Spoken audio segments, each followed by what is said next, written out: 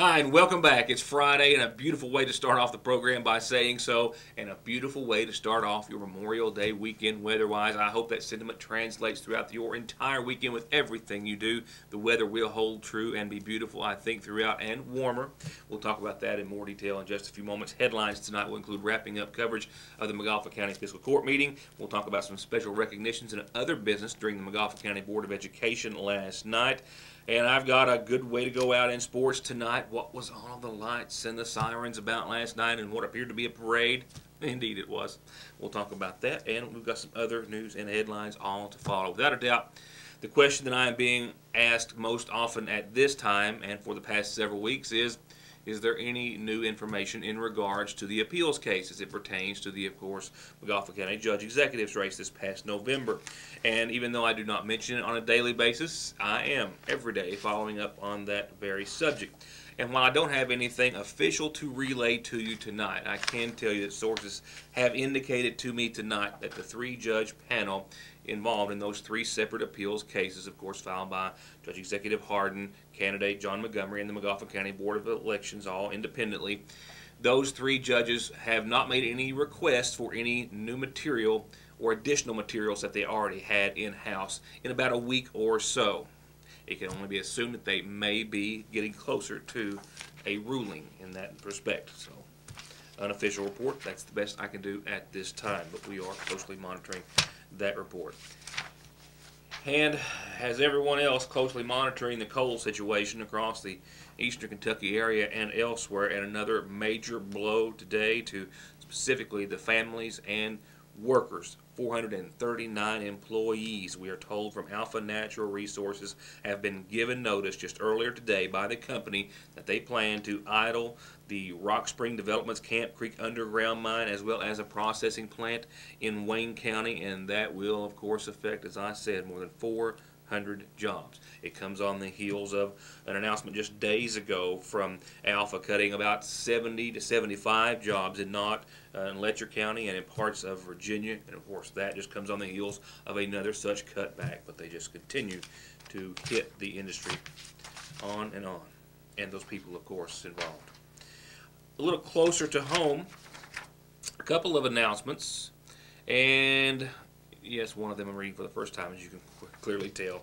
But I know a little bit about both of them. I actually know a lot about both of them. There's going to be an unveiling ceremony next week on Wednesday, and I'll remind you the first of next week down on Johnson Fork, a barn that sits adjacent to the Mountain Parkway, where Kentucky's first ever tobacco cessation barn painting has been completed. That's all I'm going to say, but it's next Wednesday. And I also can tell you, though, as we are approaching graduation season, it's narrowed down more finite than a season because graduation is next week for the McGoffin County school system, and the local child fatality review team, as I spoke with and showed you a few weeks ago during their most recent meeting, are collaborating with the health department in McGoffin County next week, the ambulance service as well as police, SO, state police, the coroner's office, rescue, and everyone else to have a reenactment of a serious car versus ATV accident with actual medical response. That's going to be very realistic, and it's going to be there as you go into graduation. So we'll be talking about that next week. It's going to be Thursday and Friday prior to the 8th grade and high school graduations. And I'll have a reminder for you next week. We don't want to cause any undue alarm, but the correct alarm for the situation that they are trying to prevent. I think would be a fitting way to say that. We'll have that in more detail next week. Well, it's been a case that's been ongoing now for quite some time. It's had some twists and turns. One of the most significant was when he was citing a century-old law in the books that indicated that he shouldn't have had to be charged with those specific crimes. But more recent than not, he backed up on that and then went to trial. And as of today, Senator Brandon Smith, who serves in our 30th district, which covers Bell, Breathitt, Johnson, Leslie, Perry, and of course McGoffin counties, has been found not guilty by a jury in our state's capital. Not guilty on the DUI charge, guilty on the speeding charge. We're uncertain if it's guilty of the original speeding charge of 20 miles an hour over or maybe an amended charge. But nevertheless, after several hours of testimony that began earlier this morning in front of a Frankfort jury, only a few moments after deliberation began, that same jury came back with a verdict of not guilty on the DUI charge. Smith was pulled over at the end of the first day of the 2015 legislative session back in January. Pulled over for speeding. That officer also stated before his arrest and after that upon approaching the vehicle he smelled of alcohol. Smith refused to take a breathalyzer and other tests at the scene and was incarcerated for a few hours thereafter. Once again, the jury today, based on evidence they heard during the trial, determined him to be not guilty of the DUI charge. To get high-speed internet on their state-of-the-art fiber optic network for all of your home and business solutions, or to watch TV without a contract on over 200 digital channels with superb quality, or stay connected with family and friends with 24/7 telephone service you can always depend on, contact Foothills Broadband today. Or just click on their link to the right to find out how they're working to provide the latest in communications at affordable prices with exceptional service at Foothills Broadband. Order of business for us in reporting on this week's regular session of the Montgomery County Fiscal Court is a brief report on a land dispute that came before the Fiscal Court, one that's been ongoing according to those in attendance, or at least some of those in attendance, for about 10 years. The discussion began when Magistrate Rooster Reisner of District 1 in Montgomery County made a motion before the court to pay a Tommy Arnett from the Middle Fork area an amount of $30,000 to settle a court case that has been ongoing for about 10 years over a property dispute that Arnett has with the county and the prior administration, and thus this administration as well. Magistrate District 1. Yeah, I'll make this in a form of motion for the Jane Arnett Road, where there was field and a new bridge is built concerning Tommy Arnett. This was done under the Bill May administration in 2005. I think the man needs to be paid for the damage and stuff that was done to his land. It's been 10 years, so I think he needs to be paid about $30,000. You make that in form of a motion? Yes. I second it. My only comment is, we as a county government apparently went in and filled land that did not belong to us. Everybody agrees to that now. The question is on compensation. That's also a question what's right. Rooster's right, 10 years is a long time. So that's my comment. Any other comments? I'm not aware of any of this. I don't know, are we in litigation with this? Yes, we are. Yes. Okay. What, the county's not. They are, the county's not. Right. I got the county sued. Okay. And where's that case going with, Tom? How many years has been pending? 10 years. And what's been going on in the case in 10 years? Well, I've been through 2 or 3 lawyers now. Each one drop off because the county keep laying it over, or they lay it over, somebody lay it over, and they just keep going on and on and on. And now, I got no representation whatsoever as of now, and I would have to attain representation if you don't pay me for it. And I understand. But having just heard about this, could we get time Okay, for the next meeting? I'll tell you the story about it. In 2005, they started filling the road. Prior to 2005, I went to the county attorney, which was Don McFarland. I told him that the county did not own this property, and I didn't want anything filled over there. Even though he said that all he do is advise the county of the legal rights, and they had no rights. They went ahead and filled it anyway. They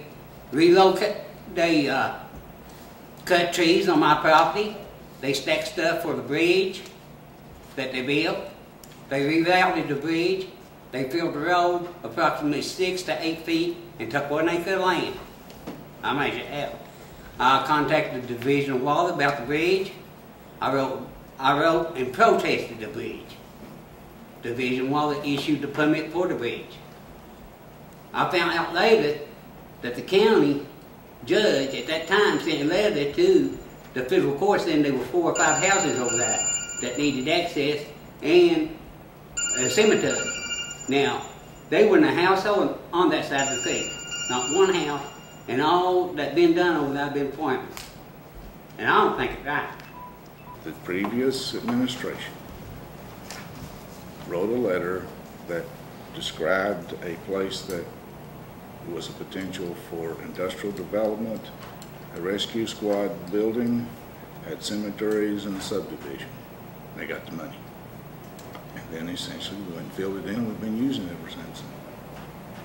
You know, if they did me that way, I'd want more than $50,000, quite frankly. I understand that the Magistrate District 3 is saying, how much is it worth? We've also done somebody wrong. And that's right. I've got no problem with any of that, and this being the first time I'm hearing about it, it's kind of hard to make an arbitrary decision, having absolutely no understanding, no knowledge about it. And I'm sure we have other instances where there's litigation going on where the county is. I'll be happy to show you. After a little further discussion, there was a vote on Reisner's motion to make the payment. The judge executive voting in favor of, Rooster Reisner voting in favor of, and the other two magistrates, Lemaster and Wireman, voting against. While the judge executive has the authority to break a tie vote in the matters of personnel, that authority does not extend into other matters. Thus, the motion died for failure to pass. Next, your McGoffin County Farm Bureau-sponsored community calendar. And I perhaps have set a record 3 days in a row with a relatively or very brief community calendar. Not often the case. Just gives me a second to remind you about the Big Horse Show set for Saturday the 6th on behalf of the McGoffin County High School dance team and the boys basketball team. Whole lot of fun, a whole lot of classes. Call 496-5557 if you have any questions. And it also gives me a moment to remind you, as I do every day, all the calendar announcements are free, and that's birthdays and anniversaries and special announcements as well. If your church organization or what have you has an announcement, send it to us, and we will tell everyone about it. And keep in mind, you can catch programming on yournewstoday.com. In funeral service announcements, this Friday, the 22nd day of May, services for Dr. John Hall, 80 of Scottsville, are to be held in Scottsville tomorrow at 11. Formerly of McGoffin County, he was the son of the late Lloyd Hall, and Dr. Lloyd Hall, that is, and Virginia Hall. He's survived by his wife, Dale, 2 daughters, and 3 sons. Burial is going to take place at the Hall Family Cemetery at Davis Branch in Johnson County this Sunday at 2 o'clock. And lastly, this evening, I've just received word of the passing of a Richard Whitley, 93, my apologies, of Salyersville, who passed away on today's date. Arrangements are incomplete at this time, but to be announced soon by the McGoffin County Funeral Home. And if you want to find out more about arrangements over the weekend as they are made, you can always log on to McGoffinCountyFuneralHome.com.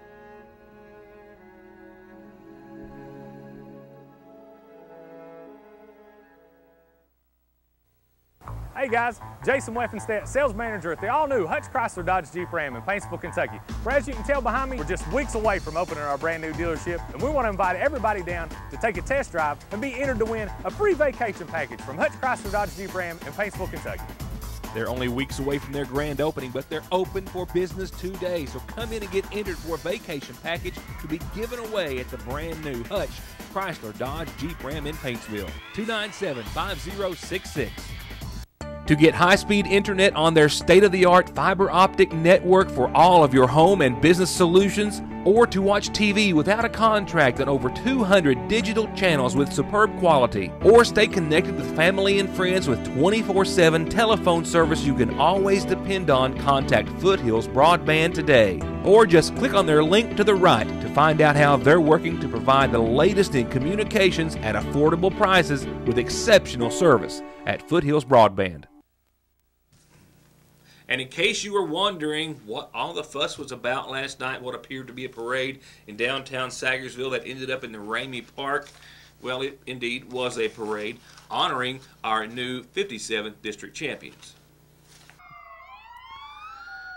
From over the hill, from down in the Ramey Park, you know, there's a song, I Love a Parade, and we needed to make that our motto. Indeed, we love a parade. We love an excuse to have one here in the Salyersville, McGoffin County area, and we're very proud of the fact that we get to have them quite often. last night we got to have one for the McGoffin County Lady Hornets, the softball team in the championship of the 57th District Tournament.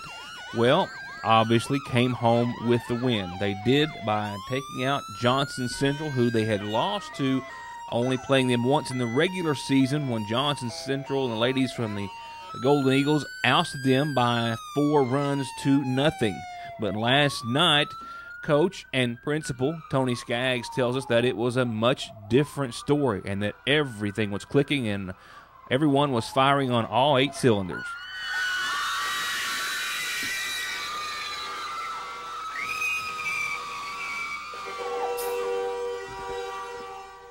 And rightfully so, this parade made its way through the Ramey Park and by their home field.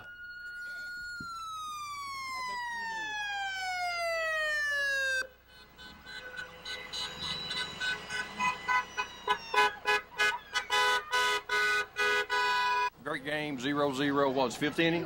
Bottom, top of the 5th, we had 2 outs, runners on 2nd, 3rd. Jazzy hit a triple off the top of the fence and left and went up 2-0, and Laley was lights out from then. And that includes this pitch. Bottom of the 7th, 2 outs. Laley Burchell on the mound. A ground ball to second. Alexis Montgomery picks it up, feeds it to Christine Gamble, and there you have it. 3 outs, and it's over. And the Lady Hornets are district champions for the first time in a few years.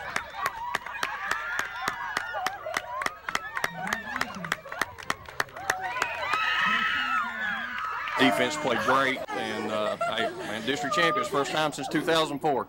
Any honors or awards? We had 3 all-tournament teams, Jazzy and Brooklyn Pole and Leslie Howard, all-tournament team. Laley Burchell was MVP. Anything you all want to add to that? We're the best!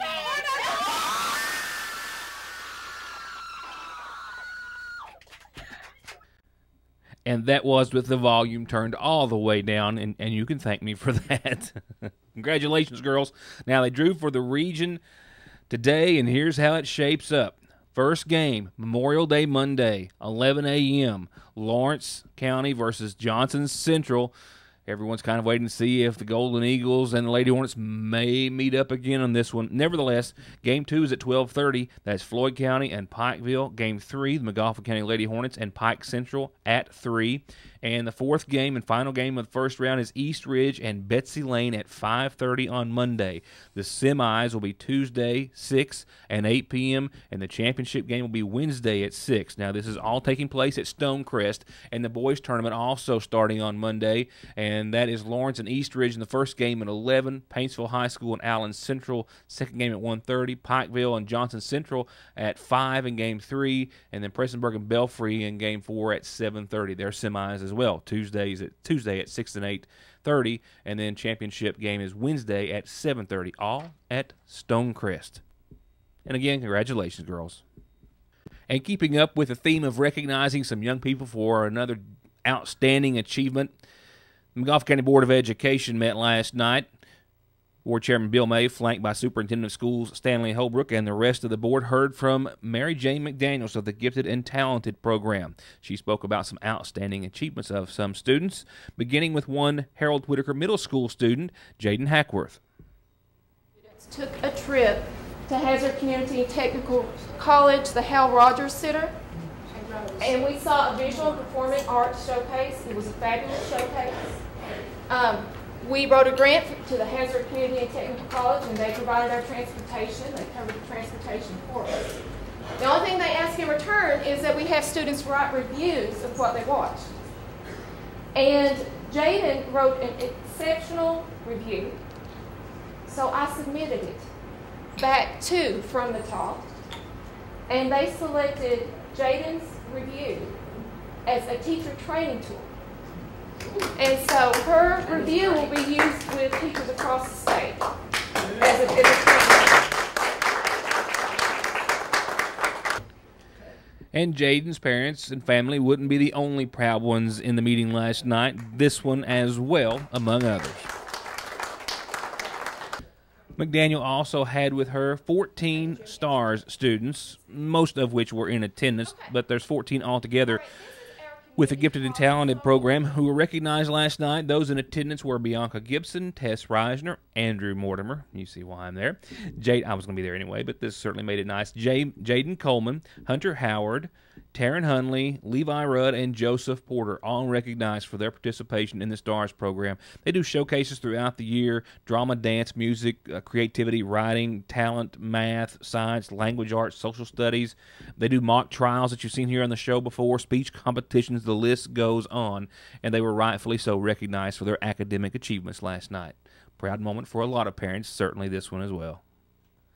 After they were each presented with a certificate on behalf of the Superintendent of Schools and the Board of Education, it was on to regular business, which consisted with a lot of business items, if you will, a lot of change orders for the ongoing Montgomery County High School project, some updates on behalf of the entire project, which is doing quite well, even though they missed 62 days for the weather. They've been working very hard to make up that weather. Some other items of business, just extending a proposal with the Big Sandy Healthcare, proving to extend a proposal with universal toxicology for drug testing within the school system, and for the most part a lot of other items that are done towards the end of the school year for the next school year and are repetitive and done on an annual basis. And a real short and sweet Licking Valley powered, RECC powered forecast, that is. Tonight we do have a low of 51, partly cloudy skies, capping off a beautiful Friday. And as you saw there, tomorrow, mostly sunny, 77, warming up even more Sunday with mostly sunny and 82 degrees, no precipitation in sight. There's not a whole lot more you could ask for in a Memorial Day forecast.